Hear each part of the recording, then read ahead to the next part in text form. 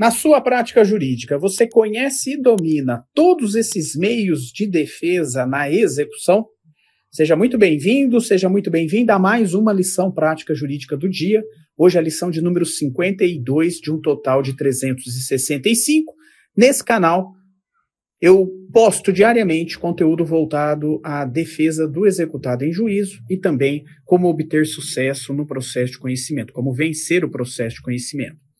Hoje vamos falar dos meios de defesa no processo de execução e eu vou falar para você de alguns deles que você, na sua prática jurídica, pode se utilizar e garantir, sucesso na defesa do executado. E a primeira pergunta que deve surgir aí diante desse tema é, mas espera aí, o executado, ele tem direito de defesa? O executado, ele tem, na verdade, o dever de cumprir a obrigação, de cumprir aquilo que está no título executivo, judicial ou extrajudicial. Sim, isso é verdade. O executado, ele tem o dever de cumprir o que está no título executivo, desde que aquilo que esteja no título executivo seja legítimo, seja representativo, de uma execução justa. Mas, infelizmente, na prática jurídica, muitas vezes não é isso que acontece. Muitas vezes, o exequente, ele inaugura um processo de execução autônomo ou ele mantém um cumprimento de sentença, apresentando, por exemplo, um demonstrativo de débito com valores excessivos. E aí, claro, o executado terá o direito de defesa para adequar o valor da execução ao valor que está no título. Há um excesso aqui no valor cobrado. Ou é possível também que o título executivo tenha um vício. O título não tem certeza, liquidez, exigibilidade. O título é falso. Já houve o pagamento e agora está sendo cobrado novamente. Ou já incidiu a prescrição intercorrente. Enfim, são inúmeras as possibilidades de se apresentar matérias de defesa no processo de execução.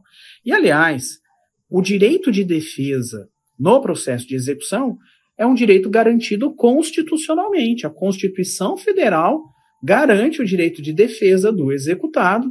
Então, é claro que a defesa legítima, a defesa lícita, a defesa amparada, na melhor doutrina, amparada na jurisprudência, naquilo que já foi reconhecido pelo STJ, pelo STF, ou mesmo pelo tribunal local, essa defesa é legítima de ser apresentada se, claro, ela couber no caso concreto. Temos muitas matérias de defesas que podem ser apresentadas, como, por exemplo, além dessas que eu já citei, a própria impenhorabilidade de alguns bens que pertencem ao executado. E o executado vai poder apresentar essa matéria de defesa, a impenhorabilidade de certos bens, conforme previsto na lei, conforme previsto na jurisprudência. Isso tudo é legítimo, isso tudo faz parte do jogo, isso tudo faz parte do processo de execução. É claro que quando estamos falando de um processo de execução, a defesa do executado constitucional, ela, num primeiro momento, ela é aquela tradicional, aquela que conhecemos há muito tempo. Se a execução for por título extrajudicial, a defesa desse executado se dará por intermédio dos embargos à execução. Veja, nós temos os embargos à execução. Se existe embargos à execução, é porque existe matéria de defesa, é porque existe defesa para o executado. A defesa, mais uma vez, eu vou insistir nisso, a defesa é sempre um instrumento lícito, legítimo, em favor do executado. Não há aqui nenhum absurdo em relação a isso. Agora, se estamos diante de uma ação cujo título decorre de uma sentença condenatória transitada em julgado, claro, a defesa tradicional será por meio da impugnação ao cumprimento de sentença, também prevista, claro, no Código de Processo Civil. Esses são os meios tradicionais de defesa no processo de execução. Mas há outros meios, os meios que eu denomino como sendo defesas específicas na execução. Como, por exemplo, toda vez que o exequente faz um pedido de bloqueio cisbajute, para que esse bloqueio depois seja convertido em penhora, é possível que o executado ele apresente a defesa específica ao bloqueio cisbajude. Essa defesa é chamada impugnação ao bloqueio cisbajude, também está prevista no Código de Processo Civil. O executado terá que ser intimado a partir do momento em que houve um bloqueio, justamente para apresentar defesa. Que defesa?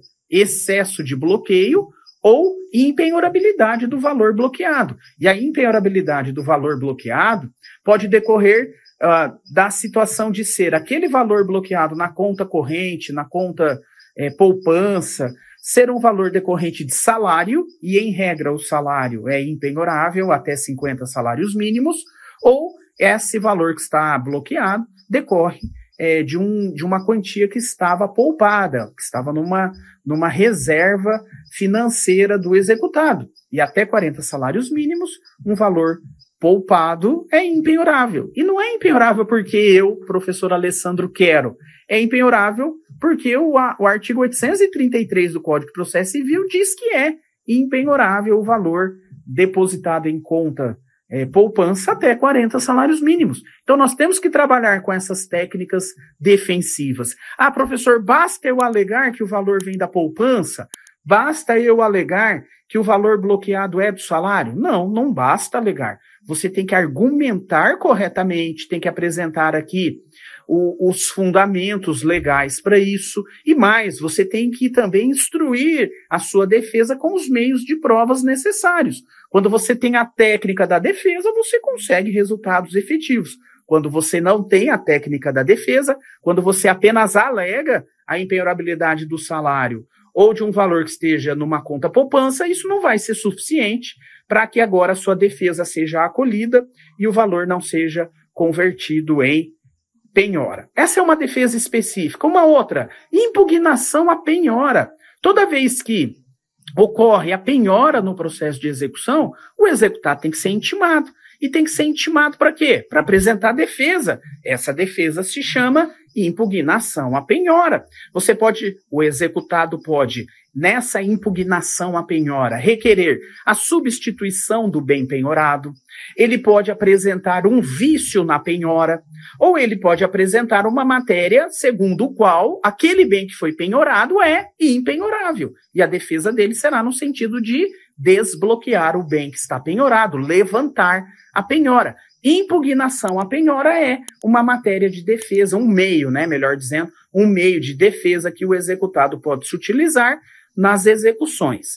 Como é também a impugnação à avaliação. Uma vez realizada a penhora, o ato de penhora é complementado por uma avaliação, para se apurar o valor de mercado desse bem que foi penhorado, porque o passo seguinte será a expropriação do bem, levar esse bem à asta pública, por exemplo.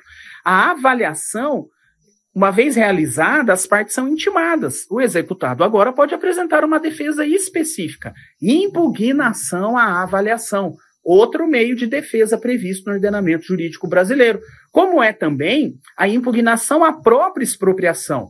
Quando o juiz vai expropriar o bem penhorado, há uma série de regras no processo de execução que tem que ser cumprido. Tem que ser, por exemplo, publicados editais, tem que ser intimados os demais credores, os credores hipotecários, a esposa do executado, se o bem penhorado for um imóvel. Há várias regras no processo de execução que devem ser observadas. Se não for observadas essas regras, o executado pode apresentar uma matéria de defesa específica e impugnação à expropriação. Vai se contrapor aí a expedição da carta de adjudicação, a expedição da carta de arrematação. Ele vai fazer uma defesa específica nesse ponto, nesse ato do processo, o ato da expropriação. A própria exceção de pré-executividade também é uma defesa específica. Se o executado tem uma matéria de defesa fática ou de ordem pública, mas que ele prova de forma pré-constituída, ele já tem documentos que comprovam aquilo, ele pode alegar essa matéria de defesa nos próprios autos da execução, através de uma exceção de pré-executividade. Todos esses exemplos aqui que eu mencionei são meios de defesas específicas que podem acontecer no curso da execução, e o advogado do devedor, o advogado do executado, tem que dominar as técnicas, tem que saber exatamente como trabalhar essas defesas em juízo. Mas além das defesas tradicionais e além das defesas específicas, nós temos também meios excepcionais de defesa na execução, como, por exemplo, embargos de terceiro, impugnar um pedido do credor de fraude à execução, de fraude contra credores, de simulação, uma defesa no incidente de desconsideração da personalidade jurídica, uma defesa que demanda produção probatória. E essa produção probatória, o devedor é carente. Ele pode se valer de uma ação probatória autônoma, todos meios, excepcionais. Ou até mesmo uma ação autônoma, uma ação declaratória autônoma, uma forma de defesa heterotópica. Isso também é possível durante o curso do processo de execução. O executado ajuizar uma ação declaratória contra o credor. E, portanto, há inúmeros meios de defesa que o advogado bem preparado, que o advogado que quer explorar esse nicho de mercado deve dominar. Então, fica aqui um convite a você pensar, raciocinar sobre tudo isso. A defesa do executado é legítima, há inúmeros meios de defesa e você pode explorar isso na sua prática jurídica da melhor maneira possível, ok? Então é isso, fiquem com Deus e até a nossa próxima lição prática jurídica do dia. Valeu, pessoal!